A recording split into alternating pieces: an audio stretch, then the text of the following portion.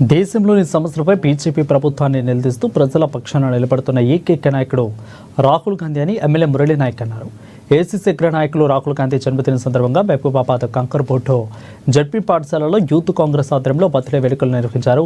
ఈ కార్యక్రమానికి ఎమ్మెల్యే మురళీ నాయక్ ముఖ్య అతిథిగా హాజరై విద్యార్థులకు పుస్తకాలు, పెన్నులను పంపిణీ చేశారు. భారత్ జోడో న్యాయ యాత్ర ద్వారా అందరికీ చేరువై అన్ని వర్గాల సమస్యలను తెలుసుకుని తెలంగాణలో కులగణన ద్వారా అన్ని వర్గాలకు న్యాయం చేశారని ఎమ్మెల్యే గుర్తు చేశారు.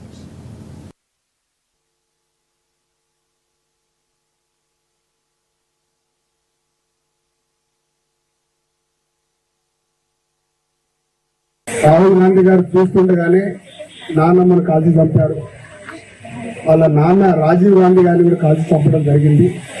ఇన్ని కష్టాలున్నా, ఇన్ని ఇబ్బందులున్నా దేశ ప్రజలకు న్యాయం జరగాలి, ప్రతి ఒక్కరికి కులగణన చేస్తేనే ఎవరెంతో వాళ్ళకంత వాటా ఇవ్వాలని చెప్పేసి వాళ్ళకు జెడ్ కేటగిరీ ఉన్నా కూడా పక్కన పడేసి కన్యాకుమారి నుంచి కాశ్మీర్ వరకు నడిచినటువంటి ఘనత రాహుల్ గాంధీ గారిది.